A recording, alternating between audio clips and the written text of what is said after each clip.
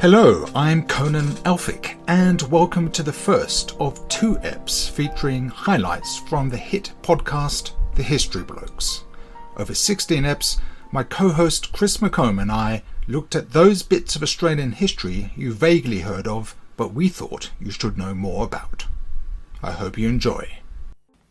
We started off with Ronald Ryan, the last person to be hanged in Australia. 1,900 people were executed by hanging between 1788 and Federation in 1901. Extraordinary, for sure.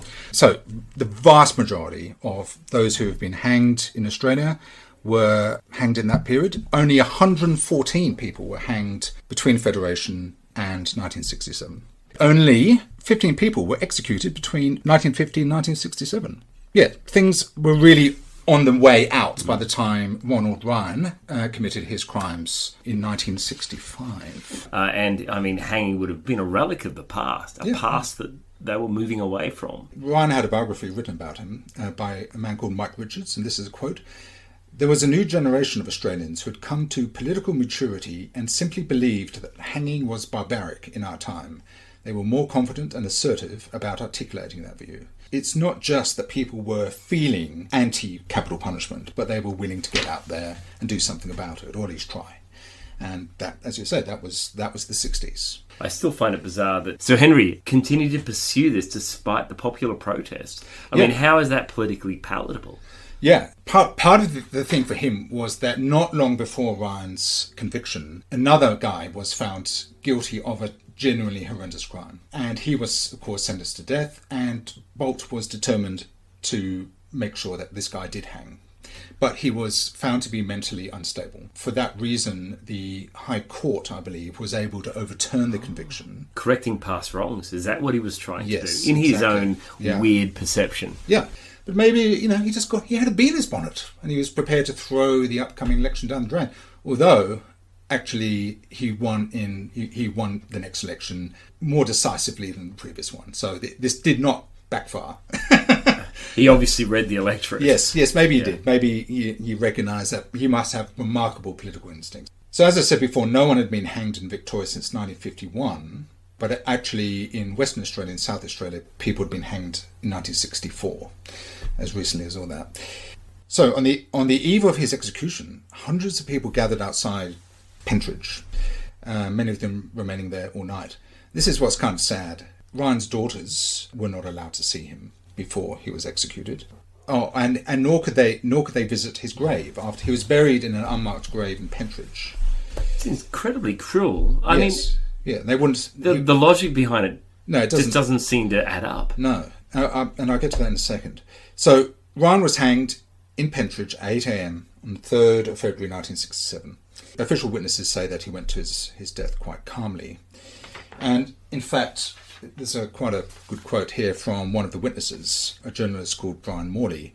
He said, "It was terrible. To see a man brought out and put to death while we watched was just the most unearthly and horrible feeling that I've ever had." So yes, as I said, buried in an unmarked grave in Pentridge. His family members could not visit the gravesite, and it was only in 2007 did the Victorian government give permission for his body to be exhumed. And he was buried next to his ex-wife. I wonder what his ex-wife would think about that. Yeah, quite. But regardless, that's a much more appropriate place than some unmarked grave in the prison. Yeah. What is interesting, though, is that, as a result of his execution, his daughters were bullied at school. And this was quite common. It was often the case that the secondary victims, if you like, of anyone who was executed were the family, who, of course, had lost their loved one in this terrible way, weren't allowed really to visit them beforehand or see the grave. And in fact, Ryan's daughters were told he belongs to the government now. That's why you can't see the body. They just got this very formal, dismissive. It's incredibly cruel punishment on his family. Yeah, and it's quite unnecessary because obviously they weren't involved in anything he did, Indeed. And, how much more punishment needs to be meted out to his loved ones? Oh, yes. And they even had to change their names. Kids can be incredibly cruel. But of course, opinion does remain somewhat divided, but by no means 50-50. It's really almost always been the case that Australian public opinion, since 1967, has put on the side of abolishing capital punishment, even when we have the Port Arthur massacre and the Bali bombing and things like that. People recognise that it is barbaric, it's final. You can't, if evidence emerges later, that's very difficult to unkill the person. He very rudely didn't ask me how I want to be executed. Oh, how would you like to be executed? By elephant. So the Indians were keen on this because I thought, look, I'll just do some quick research on bizarre execution methods over the years. And within 5 minutes, I had to stop. It was just because, not surprisingly, it's pretty gruesome. Human ingenuity in this area. So the Indians were quite keen at some point on you being crushed by elephants, and the elephant would simply stand on you. Stomp you? Yeah. That sounds like a terrible way to go. Why would you choose such a thing? Well, it's exotic. It is exotic. I do like that. I do like that. But I suppose the night before, if people ask, how are you going to be executed? So, crushed by elephant. They say, cool. But the thing with the elephant too, I mean, if it's done right, I imagine it'll be pretty quick. Yeah, I guess so. But if it's done very poorly, one leg at a time, you're in all sorts of trouble. Yeah, that's true. I mean, it might depend on the training. Yeah. So I think we're done with making light of capital punishment, but I certainly don't want to make light of the execution of Ronald Ryan. In the intermission, Chris delved into the history of the guillotine. I don't think everyone is really familiar with its history. For example, Conan, if I was to ask you, when do you think the guillotine was invented? I would assume that it would be around the time of the French Revolution. No, I'd like to say that was the case, but in fact it was invented several hundred years beforehand. And do you know who the guillotine was named after? Was it a gentleman called Guillotine? A French physician by the name of Joseph Ignace Guillotine. So just pronounce that name again for me. Joseph Ignace Guillotine. Beautiful. Anyway, he was an anti-capital advocate in France. Anti-capital advocate, you say? Anti-capital punishment advocate in France. And he was seeking a more humane way to execute people. And so he proposed this to the National Assembly. Of course, in 1789, we know what was going on in France around that time. Bad things for the king. Indeed. And whilst, of course, the guillotine was named after Joseph Ignace, he didn't actually invent the guillotine. I mean, the actual device or devices very similar to had been around for a number of centuries. However, the innovation was, they used a specific type of blade, and they actually had stocks set into the instrument to stop people moving around. He set it apart from the others, and in my mind made it a much more industrial method. Conan, back on the guillotine, when do you think it was last used? Well, I am aware that the French continued to use it into the 20th century. Well, it might surprise many listeners that France was still executing people with the guillotine up until 1977. Wow. I know. I mean, so that's our lifetime, Chris. It's recent history, and it was outlawed 4 years after that. Yeah, I mean, there ultimately is no supremely humane way of killing anyone, and by way of execution. And it's a very good thing that in this country and in most sane countries, it has been eliminated. In our second ep, I looked at the polio epidemics that afflicted Australia in the mid-20th century. Polio was one of the most frightening diseases to affect Australians during the 20th century. It was incurable, it was unpredictable, and it mostly targeted children. This is what made it so frightening, and particularly as it could cause permanent paralysis and even death. It reached epidemic proportions here and around the world. But before we get into this specific virus, let me tell you some nuts stuff about viruses. You may know, for instance, that they don't really constitute a living thing. So whereas a bacterium is a cell, it respires, it reproduces, it consumes and expends energy, that is not true of a virus. It's barely alive. It reproduces, but they're not cells, and they don't require energy. It's a little piece of DNA just sort of floating around. Yeah, essentially. And they're even more microscopic than bacterium. They are tiny compared to those. So a pathogen is a microorganism that can cause disease. There are about 1,400 human pathogens have been described. whereas it has been estimated that there are 1 trillion microbial species on Earth. I feel like we're severely outnumbered here. We are severely outnumbered, Chris. If they organise, we're finished. And I suppose, in a sense, certain species do. So 1 trillion microbial species on Earth, the vast majority of which we know nothing about. But happily for us, of those 1 trillion microbial species, only 1 in a billion is a pathogen. So that's reassuring. But but to give you a sense of the sheer quantity of the individuals, a litre of surface seawater typically contains more than 10 billion bacteria and 100 billion viruses. Gosh, I was actually at the coast on the weekend, and I reckon I swallowed probably about a litre of seawater during my very poor surfing attempt. I see. The number of viruses on Earth is believed to be about 10 to the power of 31. So 10 with 31 zeros. That is extraordinary. Or was it 1 with 31 zeros? Anyway, that's roughly 10 billion times the number of stars in the universe. Absolutely unbelievable, isn't it? The average human is made up of 30 trillion cells, and the same number of bacteria live on or in us. I would argue we're probably carrying around kilograms of viruses as part of our being. Yeah, it's mostly bacteria. So, I feel the desire just to wash. In some cases, the disease affected the nervous system to such an extent that you weren't able to breathe unassisted. So, and while nowadays, if you find yourself in that situation, there's sort of portable respiration packs that press your diaphragm in and out and enable you to breathe. They didn't have that then. And so you were put in, and this is the answer to the question that I asked you earlier. The iron lung. The iron lung. Of course, I knew you were going there. You'd mentioned breathing before, I would have gone straight to iron lung.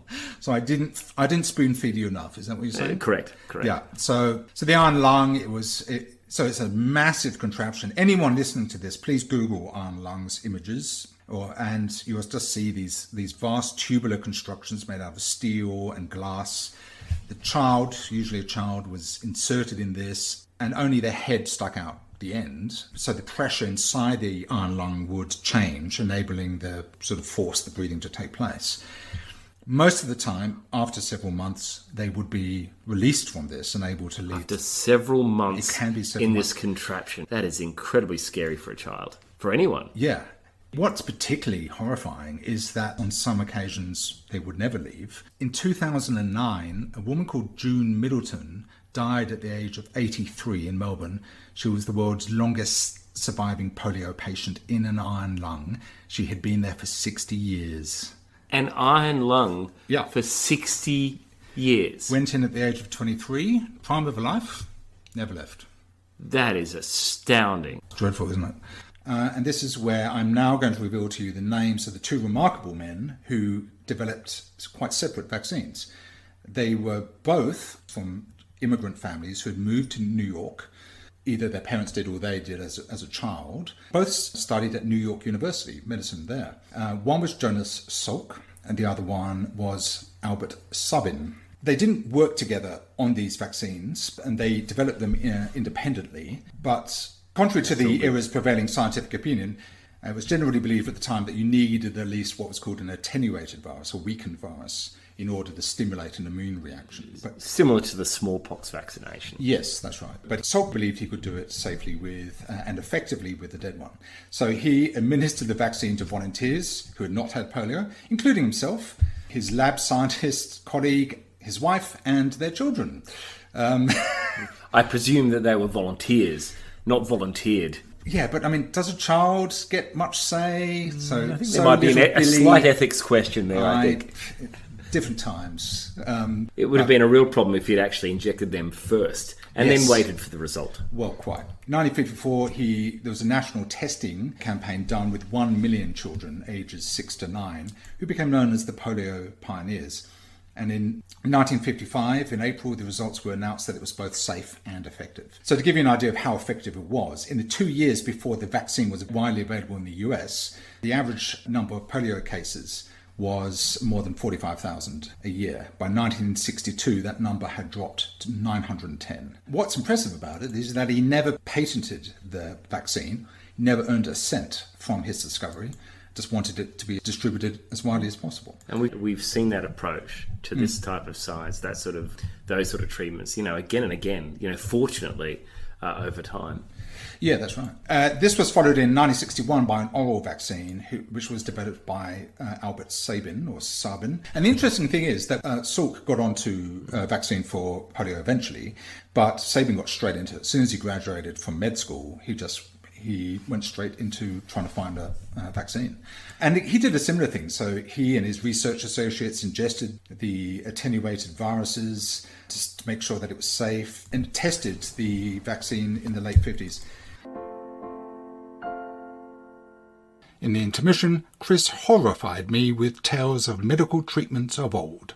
Trepanning. Have you heard of trepanning? I have heard of trepanning, yeah. Okay, so trepanning, listener, is actually drilling holes into your skull. And this is a technique that was practiced very, very widely around the world. A hole will be drilled into your skull to cure things like epilepsy, perhaps mental health issues, or simply because you just acted a little bit differently to everyone else. Yeah. Ugh, that sounds grim. I've seen the results of that. You can see Really? them at various museums. So in Copenhagen, I think it was, you can go to the museum there, and they have skulls from the Viking era that show people who've been trepaned. You can tell very quickly whether that particular person has died from the trepanning process or survived it, because the trepanning holes in some cases are just sort of jagged holes, probably about the size of a 10-cent piece. And in other cases, you can see that the bone has fused over time, that not completely together, but it's sort of smooth and rounded. Yeah, so clearly people were capable of surviving it despite the obvious risk of infection. But what's weird is that I can only assume that getting trepaned would make many of those things a lot worse, particularly the mental illness. So you would have thought that the people conducting these procedures would think, trepanning doesn't work. Let's stop trepanning.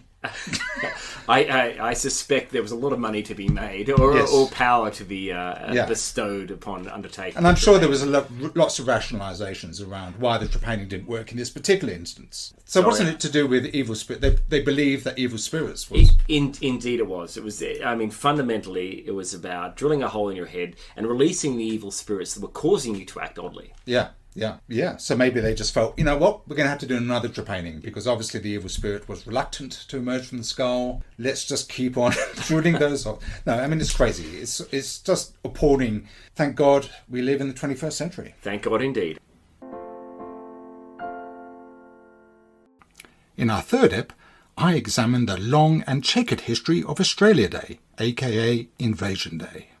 So the term Australia Day was only used, Chris, was in May 1915, when the Red Cross persuaded the New South Wales government to dedicate a day to raising money for soldiers wounded at Gallipoli. And that was the first Australia Day, which had nothing to do with the 26th of January. Are you serious? It was a charity day. Yeah.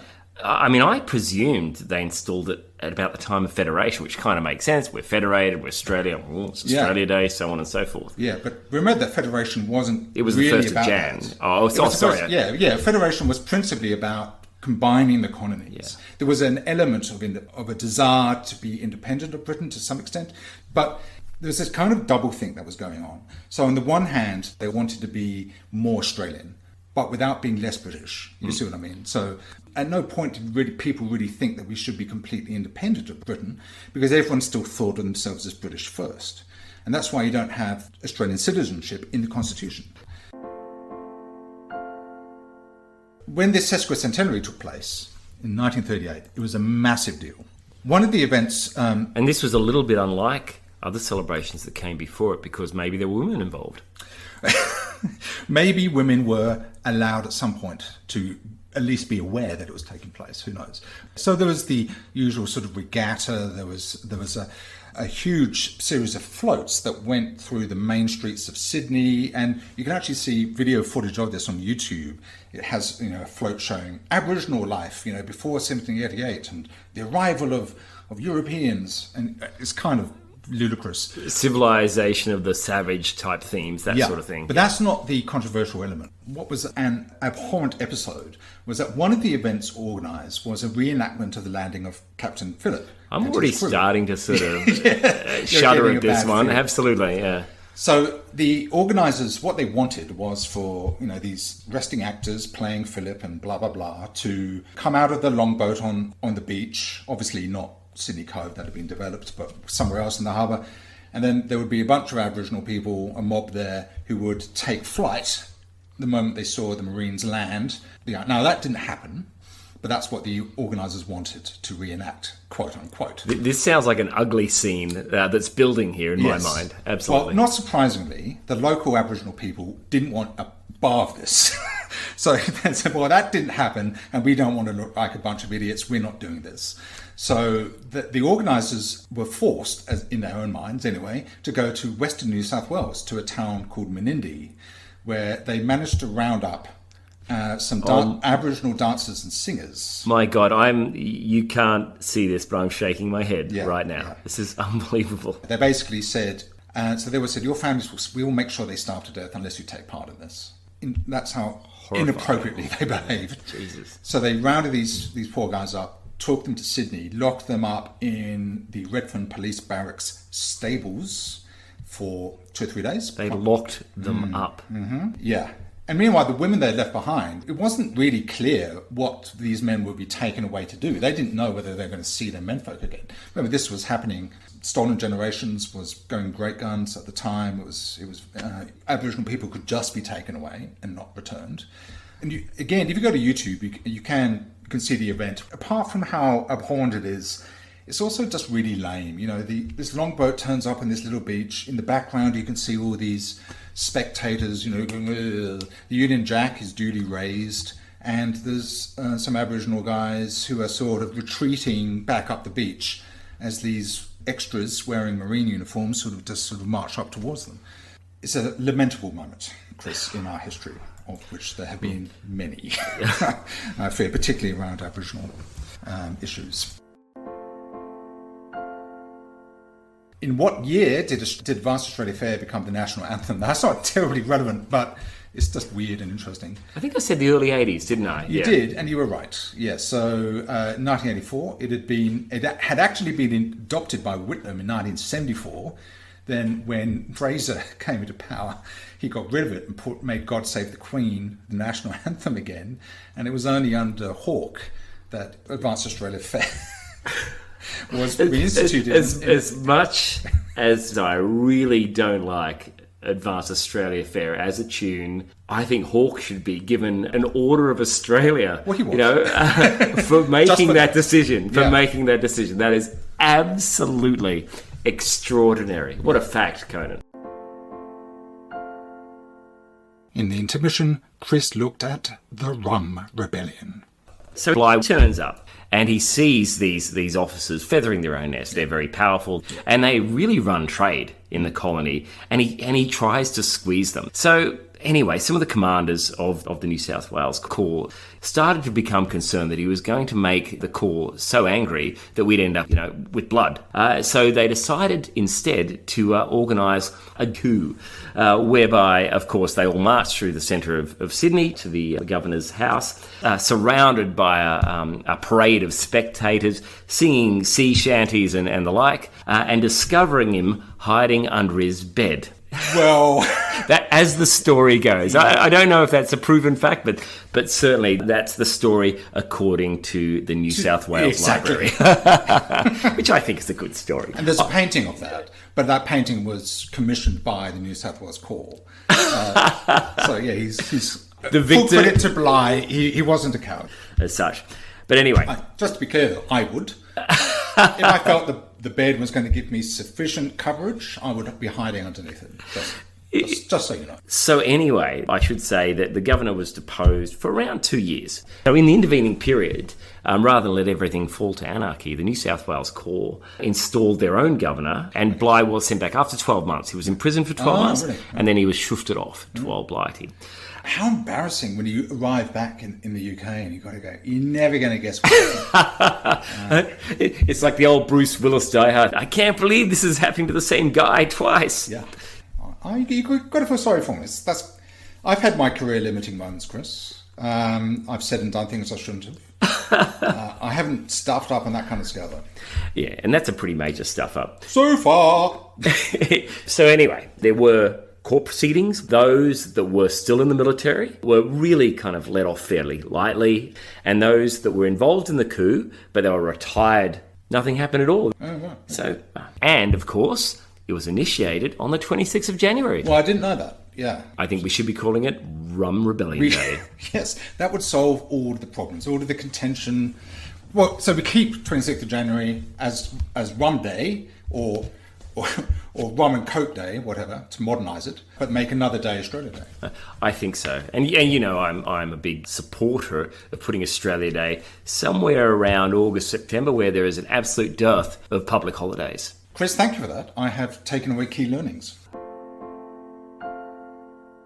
In the fourth ep, I fascinated Chris with my discussion of how Australia transitioned from pounds, shillings and pence to decimal currency. The reason I wanted to look at it is because anyone over the age of 65 or so would be well aware of decimalisation. They would have experienced it themselves. But for anyone under that age, they might be aware that it took place, but not what the significance of it was. It was a milestone on that road towards self-identity, which we often refer back to on this podcast, don't we? So, in some respects, another step away from old Blighty. Yes, yeah, quite. Yes, so it was all part of that sort of that post-war process of detaching itself from the UK.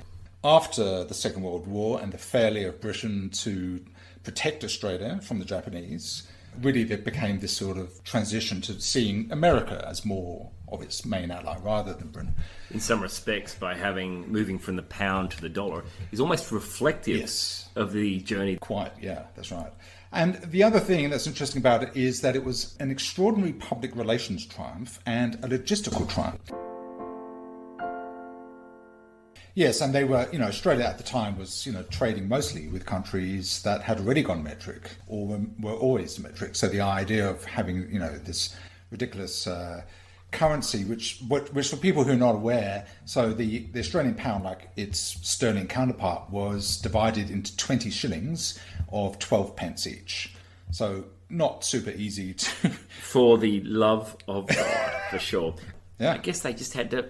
They learnt the hard way in school and... Yeah. Speaking of school, it actually took longer to teach kids how to add and subtract in pounds, shillings and pence than it does in dollars and cents. So a lot of energy and time was being expended trying to teach kids how to use their own currency because it was just so counterintuitive. And prone to making errors, obviously. Yes, yeah, that's right, yeah. So for kids it was great, for domestic, just everyday transactions, when you go into the shops, going at the petrol station, but also for international transactions. So Menzies, though, of course, he did not want to, he was obviously very conservative. He didn't like the idea of a currency shifting from the pound, being an Anglophile as he was, to anything else. He had to eventually recognise that it needed to be done, but he did drag his heels. And also they recognised that there was a public relations win in holding a public competition, so people could make sort of suggestions. Now, as you can imagine, that led to some silly suggestions. Dollar McDollarface, yes, by any exactly. chance? Yes. So the idea was that they wanted a name with quote unquote an Australian flavour. So they attracted about 1,000 suggestions and include the Austral, the Oz, the Boomer, the Roo. Oh, the Boomer! Absolutely brilliant. The Roo, the Kanga, the Emu, the Koala, the Digger, the Zac, the Quid with a K, W-I-D, the Dinkum, and the Ming, which was obviously a dig at Menzies. That was his nickname. I'm really, really disappointed we didn't end up with the Dinkum. The Dinkum would have been absolutely brilliant. Yes. So do you think, Conan, ultimately they were going to go with the dollar, but the public relations suggested they needed to go out and take all these zany ideas? No, I don't think they even and then ultimately they would have gone with a dollar anyway. No, they didn't. I don't think they were even thinking of the dollar at this stage. Because in June 1963, Menzies, he looked at all of these suggestions, and ever the monarchist and ever a very imperious figure as he was, he just rejected all of them and decided to call the new currency the Royal. And it got so far... The Royal? Yes. And it got so far that they actually designed notes. And if you Google it on Google Images, you'll see designs of the one Royal note. The Royal. Absolutely brilliant. I think, ironically, it had the sort of Aboriginal guy. Check it out. Mad. I would have gone the Dinkum over that, I think. Yeah. So, however, this met with widespread public disapproval. And 3 months later, Holt, the treasurer, announced that the new currency would be the dollar, divided into 100 cents. Now, Chris, one of the quiz questions, as you recall, was what direction will King Charles be facing in? And you actually got it completely spot on, and you were astonished by your own knowledge. I think it must have come up at some point in some of the commentary post the Queen's death. Yeah. I think maybe that's where I got it from. I suspect. And you just tuned in immediately because of your love of Charles. Indeed. What is it about him that you adore so much? Is it the jowls? Is it his passion? His passion. His passion. Sure. What, for the eccentric just things? For Camilla. It's a lovely, it's a beautiful love story. His passion for gardens and architecture. Now, as we know, even members of the royal family age. So over the course of Her Majesty's reign, how many effigies do you think, iterations of her effigy, appeared on the obverse side of our coins, our coins? Yeah, I mean, that's a really good point. And I'm going to guess that it was updated probably once every 5 years. So what's that? About 12 times. And you couldn't be more wrong. It was only 6 times. And I yes, think it must be really annoying, or it was really annoying for the Queen to go, oh God, they're about to update it again.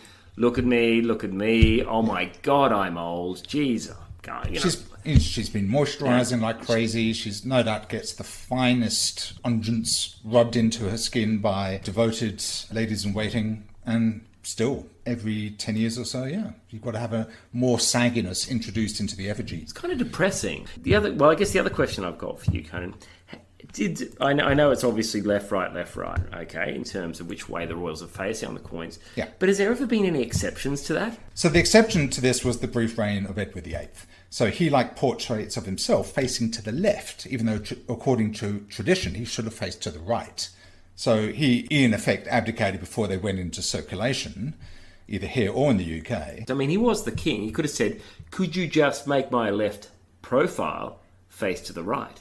Yeah. Seriously. Yeah. I mean, what's the point of being the king if you can't demand these sorts of things? That's true. That's a good point. Well, but I suspect he was just being a contrary bastard. What a knob. I was going to ask, so Edward VIII, would you have chosen, the love of your life over the kingdom, Chris, if you had to? Well, don't forget, of course, he did us all a service. Because if he hadn't abdicated, we wouldn't have had the King's Speech. What a great movie. Seriously, that's right. What a great movie. And Helena Bonham Carter wouldn't have got, that acting gig. Sometimes her career sort of plateaus a bit. And sometimes you think, I haven't seen Helena for a while. And then out comes the movie and you go, there she is. She's all right. She's doing fine. Disappears for another decade. That's right. So thank God for the King's Speech, as you say. I don't care about Colin Firth. He's in everything. So George VI was pointing left. Therefore, Queen Elizabeth pointed right. And now Charles III will point left. Are you excited about the new coins? I'm ecstatic. I'm so looking forward to it.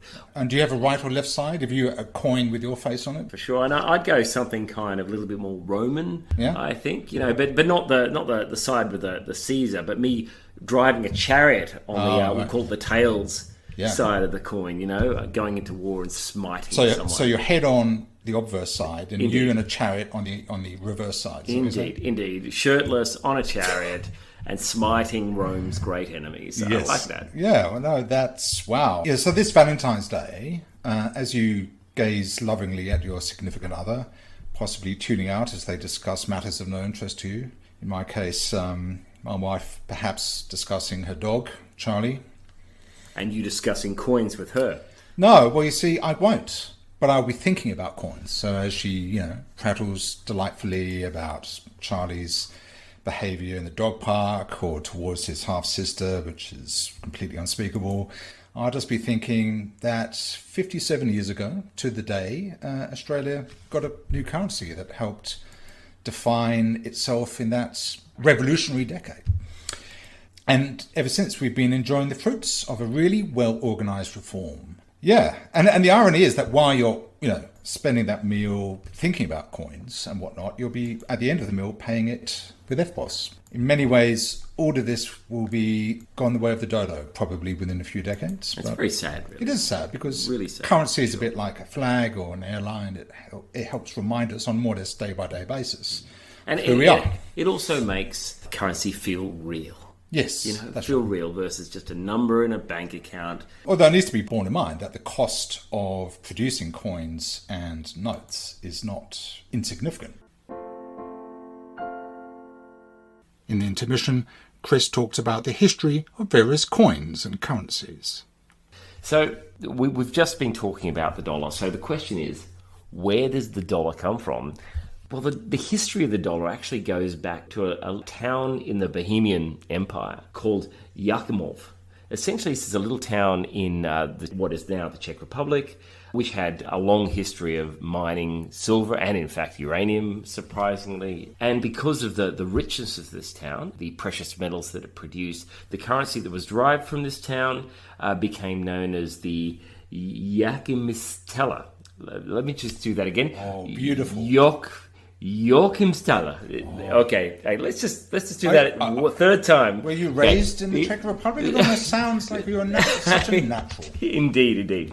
So these Joachimsthalers were minted for a very long period, and ultimately it was shortened to Thaler, okay, which the Dutch picked up, and then of course exported that name around the world. So what was very interesting is that, in fact, the Spanish also ultimately picked up on the term dollar, because as the silver production in Yakimov reduced, of course, the Spanish silver production increased, from the broader Spanish Empire. So ultimately, the Spanish pieces of 8, which was shortened, of course, to pesos, which is interesting, pieces of 8. I didn't know that. In the 5th ep, I witted on about explorer, cartographer and cat lover Matthew Flinders. So after a bit of a break, Flinders set off in July 1802, heading north. Interestingly, he took a couple of Aboriginal blokes with him. They went voluntarily, he didn't sort of nab them. So one was called Bungaree and the other one's Nambury. I've seen images of this Yes. gentleman, actually. Yeah. But he was actually essential because Bungaree obviously wouldn't have spoken the languages of Aboriginal people up the Queensland coast, because a lot of Queensland had not been mapped, and that's what Flinders was very keen on doing. They obviously had to get close, ensure they had to replenish. You needed to be able to get on with the local people. That's where Bungaree in particular was really handy. He was just a very good negotiator. So what he would actually do is he would whip off his gear so that it was very clear that he was Aboriginal. And he understood the protocols, the social protocols of approaching other people's country. So he was able to avoid armed conflict. Yeah. What a smooth move by Flinders. Yeah, no, it was very wise. So Nambury returned. They came across another ship off Queensland, and Nambury got sick of the whole thing and went back to Sydney. But Bungaree stayed with the expedition the entire way round. He and Flinders and the rest of the crew were the first people Circumnavigated Australia. Yeah, and he doesn't get much credit. I think there's kind of a wonderful story there about kind of doing it together. You know what Yeah, I mean? that's I think right. that's actually brilliant. The way Flinders describes him was as having a good disposition and open and manly conduct. That's the highest level of compliment. I would be thrilled if someone said that of me. I'm not sure they would. Don't be so hard on yourself, Conan. Maybe not in that shirt. The shirt for you listeners is a beautiful sort of Hawaiian arrangement. I would have said maybe more Tahitian. Yeah, it's more Tahitian. It's wonderful. I thought it was fitting. Yeah, it is. It's very summary. Yeah, sort of thing you would wear if you were exploring the Pacific. So Flinders carefully mapped the southern Queensland coast, then passed through Torres Strait into the Gulf of Carpentaria. And there it became clear that the Investigator was in terrible shape. It was badly leaking, it was half rotten. So this is a great word, they careened it. Have you heard that term? That's where you just run it up onto the beach. Into the sand. Yeah, absolutely. And then you check it out and go, oh. It was on that basis. So the idea was that they were going to circumnavigate Australia back to Point Lewin and from there return to the UK. But Flinders realised he wasn't going to be able to, it wasn't seaworthy enough. He thought he could probably get away with circumnavigating Australia anti-clockwise and then come back to Sydney. And it also meant that he had to do a bit of a rush job on certain parts of Australia. So this is part of the reason why it's not a complete map. It's reasonably complete, but there were certain inlets he would otherwise have been able to go into. You know what I'm picturing? This map of Australia, and there's a dotted line, then another long line, then another dotted line. You could Google the Flinders map, and you'll see that actually is a little bit the case. Yes, now it should be pointed out, of course, that a lot of the Australian coast had already been charted. By who, Chris? The West Australian coast? Yeah. Yeah, the Dutch. Not just the West Australia, they had charted much of the North Coast as well. including the Gulf of Carpentera. Oh, of course, because the Dutch were, in fact, probably the first Europeans to actually make landfall in Australia in 1606 on the Doifkin. Yep, very good. Absolutely. Yeah. I sailed that ship. Not have you Not really? the original, of course. I sailed a replica of that You ship. sailed it. I've been on it because it's on the National Maritime Museum. Yeah, it's not spectacular. It's really cool. Yeah. But you've sailed it. Wow. That would have been cool. How long were you at sea? About a month. Did you get... It must have been very claustrophobic. It's a tiny vessel. They had some innovations that weren't around at the actual time of the original Doifkin, such as hammocks, which didn't invent those until sort of the 1700s, where I think they brought them back from Mexico or somewhere like that. And they obviously didn't have a wheel as well. Not that we had one on ours, just the whipstaff. Yeah, and it's like a tiller, right? Yeah, it is. Yeah. Exactly. So it would look at an amazing experience. I'd recommend anyone who has an interest in sailing, see if you can get a volunteer experience on a tall ship. Absolutely brilliant. That would be amazing. Yeah. So it needs to be borne in mind that though Flinders, he was the first to circumnavigate Australia, the Dutch had done a lot. So from 1606, William Janszoon became the first European to map the Australian continent on the Doifkin, as you were saying. And he mapped part of the west coast of Cape York, but he didn't know that it was separate from New Guinea at that point. So if you look at his map, it's really New Guinea and Australia, same thing. Later that same year, Luis Vaz de Torres, the Portuguese navigator, navigated the strait that now bears his name. In 1616, Dirk Hartog becomes the first European to set foot on the shores of Western Australia, on Dirk Hartog Island. In fact, because he could see Australia from the island, he named it after his ship. He called it Indrachtland. I'm glad that name didn't stick. Yeah. And in fact, about 30 Dutch navigators explored the western and southern coasts of Australia in the 17th century alone. And famously, Abel Tasman in 1642 was the first European to discover Tasmania, although he didn't know it was an island. First European to discover New Zealand, Tonga, and parts of Fiji. And he charted the coast of what is now northern Western Australia, the Northern Territory, and the Gulf of Carpentera. Yeah, collective effort, really, wasn't it? Yeah. That combined with Cook's work, it meant that Flinders' map, he did fill in substantial gaps. And he put all of these maps together to create if you look at the map, and you can Google this, it's very accurate. But most importantly, he was able to show that Australia was a single continent. And he did all of this in a ship that was barely seaworthy for much of the voyage, while enduring, along with his crew, huge, serious privation, disease over extended periods. I mean, it's very hard to we can talk about it took him a year to get round, but I mean, that would have been a terrible year. 100%. Can you imagine? I mean, these ships were often quite crowded with crew, because you needed that many people to operate all the, the sails and all the bazillion ropes on the boat and everything else. And you need shifts through the night, of course, as well. But you're in a really confined space. Yeah. No privacy. It's incredibly cramped. Yeah. My hat goes off to anyone who survived those sorts of journeys. And that's after you'd made your way from Britain to Australia, which took 6 months or whatever the case is. By the way, what was particularly galling for Flinders was that Freycinet, when he published his map, had chucked in a bunch of French place names on parts of Australia he knew Flinders had already mapped and named. So in the book he did publish, A Voyage to Terra Australis. And it's sort of a testament to the man that it pays tribute to the men who died on his vessel, to those who befriended him on Mauritius and kept him sane. And he shows an affinity with First Nations people in Australia too, who he encountered. And because the expedition proved that New South Wales in the east and New Holland in the west were two halves of one landmass, it was clear to Flinders that the continent needed a new name. And he labelled his map A Chart of Terra Australis, or Australia. But in fact, the term Australia had appeared in print before. It was used to describe the legendary southern landmass. Was thought to counterbalance the weight of the northern landmass that was Asia and Europe. And do we know who named it originally? Yes. So the earliest printing of the name appears on a world map in a German astronomical treatise published in 1545. Brilliant. Yeah. And the name appeared in English works 80 years later, and was used occasionally after that. But what we don't know is whether Flinders knew that. Whether he coined it himself or was repurposing it, we don't know. But what we do know is that because it appeared in that book, it then made its way to Australia. Lachlan Macquarie, my favourite New South Wales governor, got his hands on it and thought, yes, this is what we need to be calling this new landmass from now on. And so he introduced it into common parlance. And this was in about 1817. And by 1824, Britain had formally named the continent Australia. In the intermission, Chris explored the topic of failed explorers. Okay, so we're just going to go with one last explorer. And his name is, and you may have heard of him, is Perry Fawcett. Okay?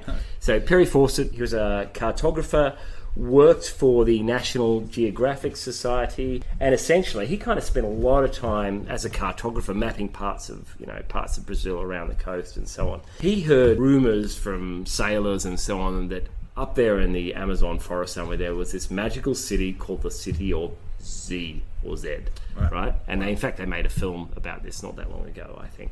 He was renowned for being a bit of an exaggerator, right?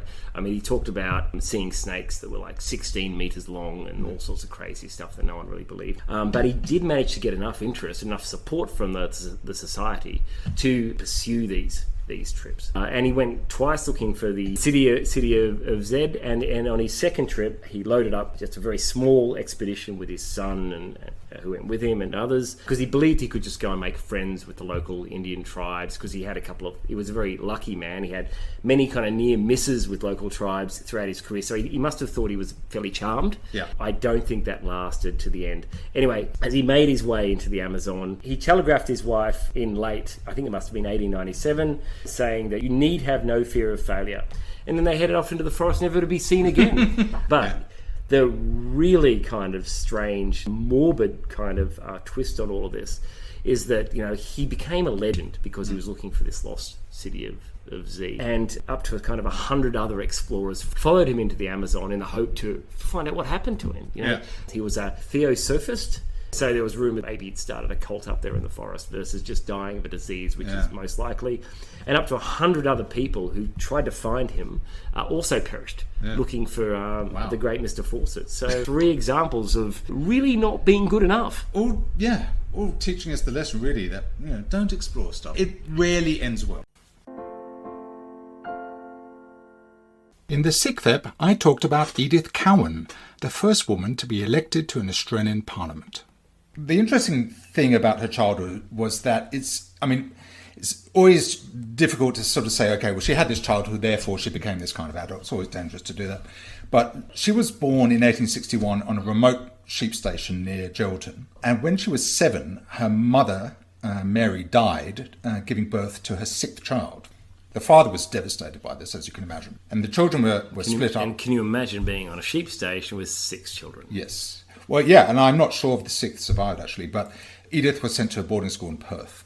So that's not a great start. What made her childhood even worse was that 8 years later, her father, Kenneth, shot dead his second wife after a drunken argument and was subsequently hanged. Jeepers creepers. Yes. Yeah, that's a horrendous story. So this no doubt had a marked effect on Edith. And of course, you have to remember too the stigma that would have been attached to having... We talked about this with Ronald Ryan thing. You're tainted by, you're tainted by who you're related to, particularly your parents. That's right, yeah. At the age of 18, she was quite well educated. So she went to this boarding school. Then after the execution of her father, she went to a smaller school where she developed a real love of learning and began to really recognise the huge importance of education when it comes to women and when it comes to the poor. And improving the lot of such people in relation to education became one of many defining features of her work later on in life. And it's one of the reasons why the university is named after her. So when she was 18, she married James Cowan, who later became a magistrate. And they settled in the inner city suburb of West Perth and had 4 daughters and a son over the next 10 or so years.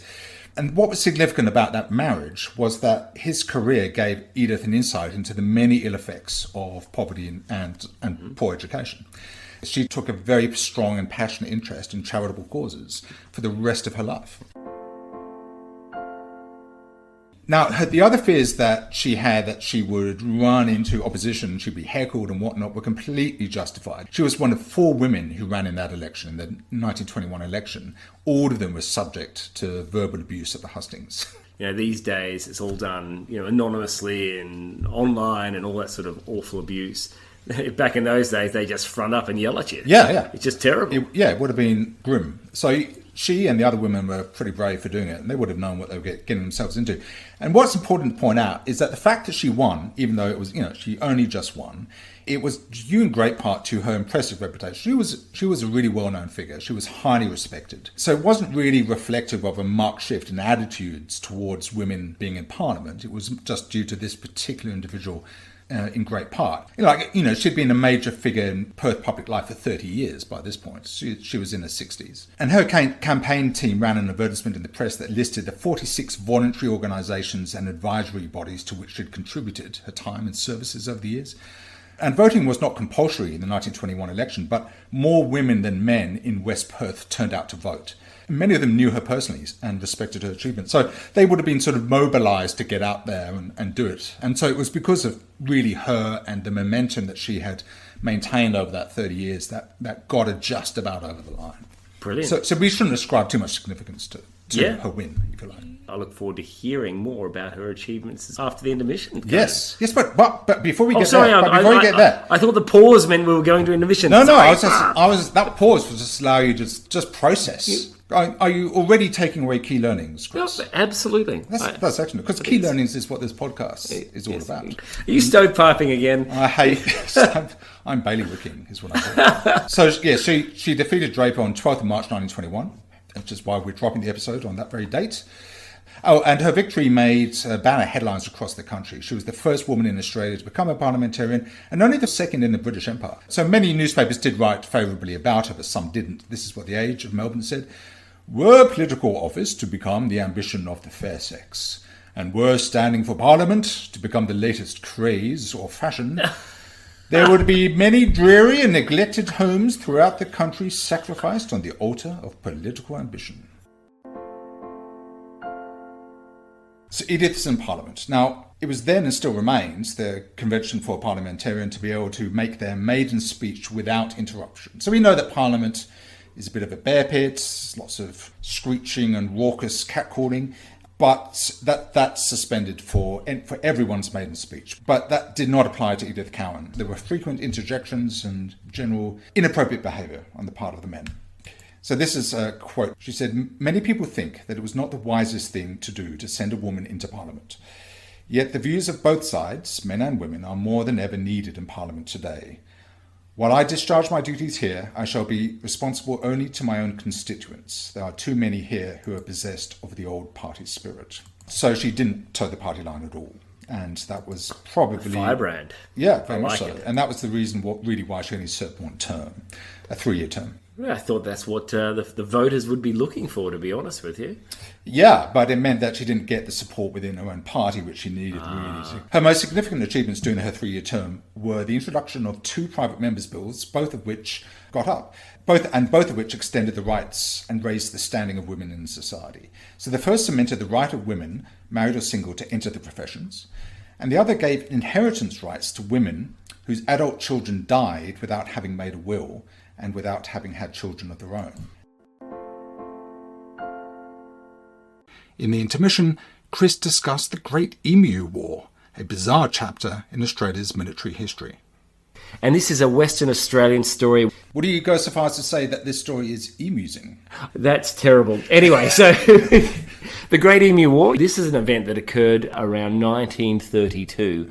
Post the First World War, it was very common across Australia that returning soldiers would be gifted land in return for their service, but also to give them something to do. You know, we had to find meaningful work to give the returning soldiers. And many of them, headed west into the wheat belt, cleared land, grew wheat and so on. And in 1932, there was a great drought. And what happened? Emus descended en masse into the wheat belt. Tens of thousands. Yeah, tens of thousands into the wheat belt. That's too many emus. It is too many emus. Destroying crops and just chewing the crap out of absolutely everything. And look, the return soldiers, the farmers, if you like, in this area, had a cunning plan. So they petitioned the Minister for Defence to bring in the army to sort these bloody emus out. Yeah. So, and sure enough, they agreed to, and I believe too much humour and ridicule. So they sent in the military, which was 3 men and 2 machine guns into the wheat belt, led by Major Gwynedd Purves Wyn Aubrey Meredith of the 7th Heavy Battery. They kind of set themselves all up, and then, of course, the drought broke, and the emus got scattered to the wind, so to speak. And it's quite funny, like the army it sort of turned up in the hope that these massive emus, they could just set up their big heavy guns and just have firing practice, firing to these poor old pack of emus. What I think is quite amusing is the observations. Dominic Sevedy, a ornithologist at the time, and he says, the machine gunner's dream of point-blank fire into serried masses of emus was soon dissipated. The Emu Command had evidently ordered guerrilla tactics, and its unwieldy army soon split up into innumerable small units that made the use of military equipment uneconomic. The crestfallen field force withdrew from the combat area after a month. In the 7th ep, I told the remarkable tale of Sir Douglas Mawson's antics in Antarctica. Because you're quite an adventurous fellow. You've sailed in the Dolphin, as you've mentioned before.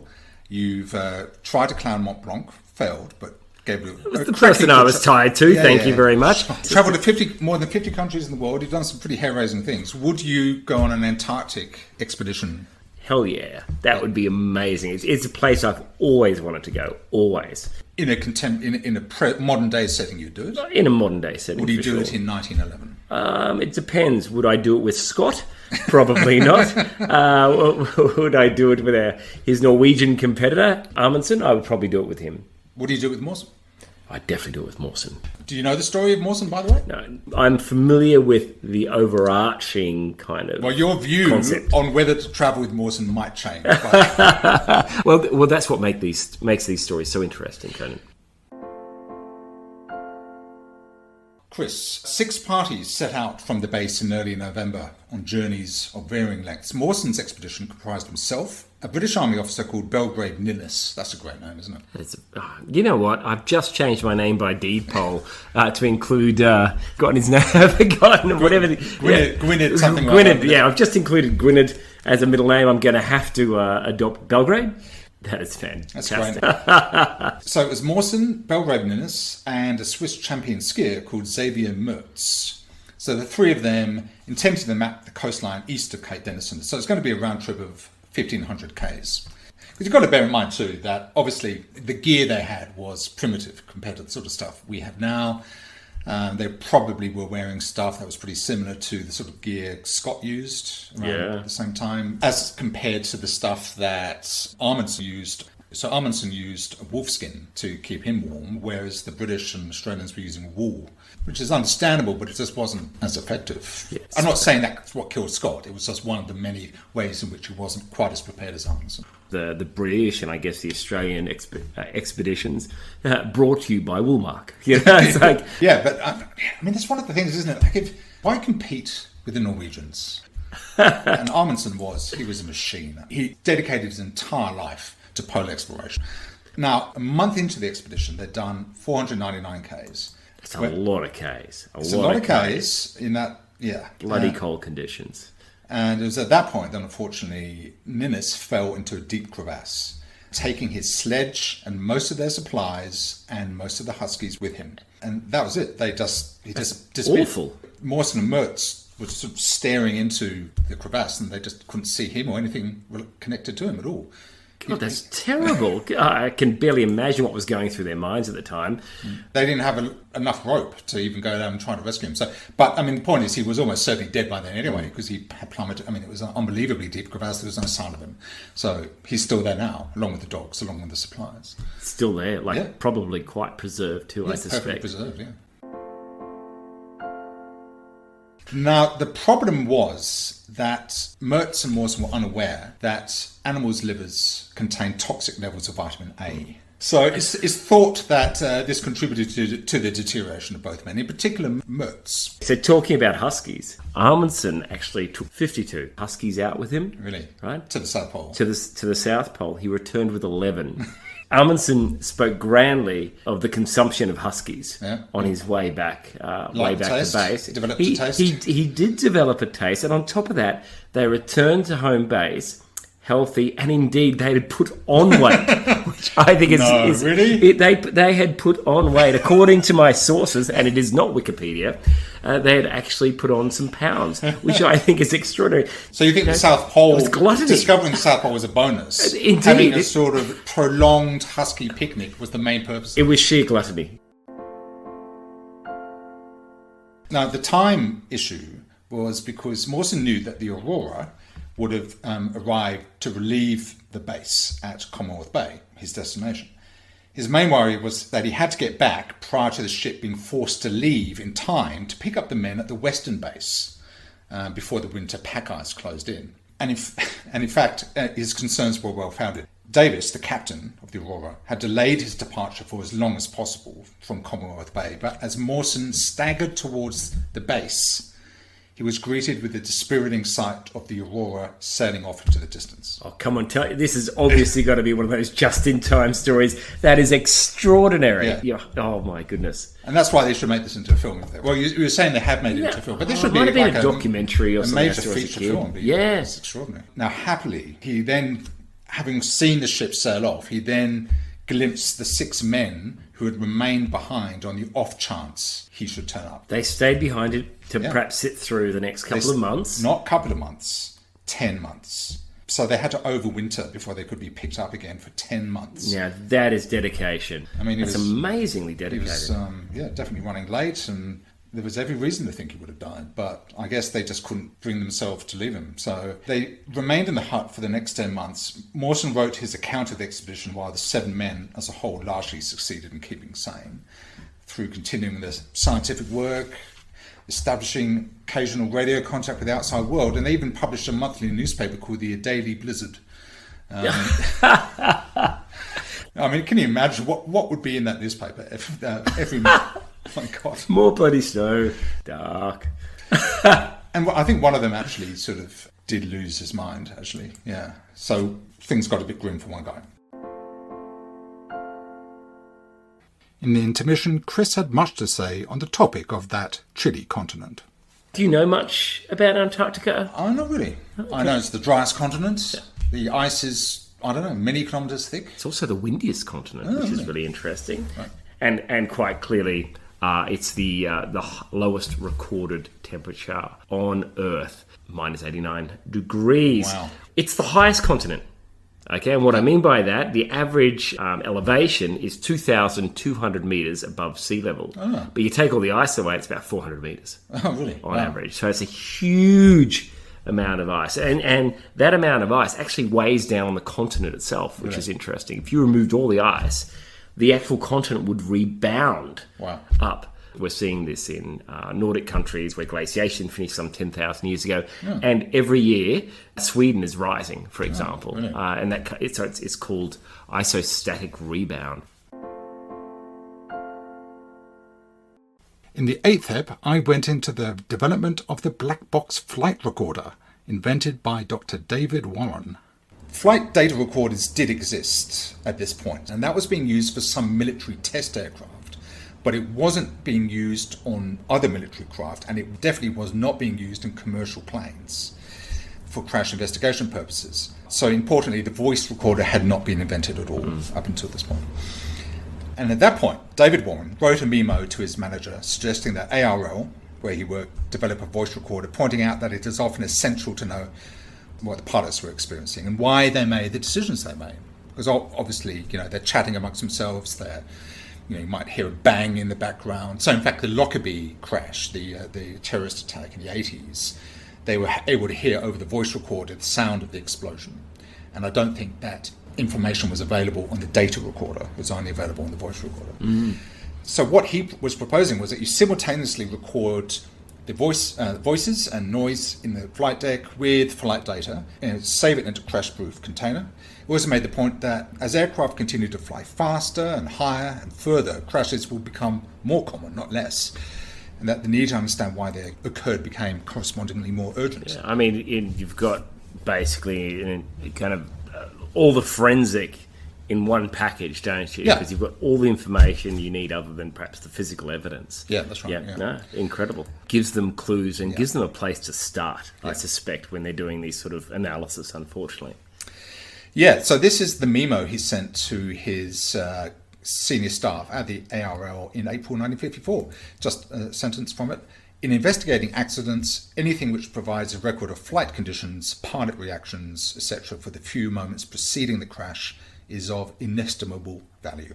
Basically, his superiors expressed just limited interest. And they said, look, yeah, okay, sure, pass it on to the instruments section. But the problem was that they were overstretched, so it was sort of put on the back burner, and Warren had to... well, he'd been a teacher before he became a professional chemist, and he knew that show and tell is generally more effective than just tell. So what he did was he started working on a prototype in his garage on the weekends. 3 years later, 1957, he finally came across a new supportive manager in Tom Keeble, who encouraged him to write a more detailed paper for distribution amongst aviation authorities in Australia. And Keeble also found £600 to pay for a professionally built prototype based on Warren's garage job. Like so many of these stories as they relate to sort of great inventions and so on, it's as much about just finding the right people to support the development of the thing, the idea, as it is about the idea itself.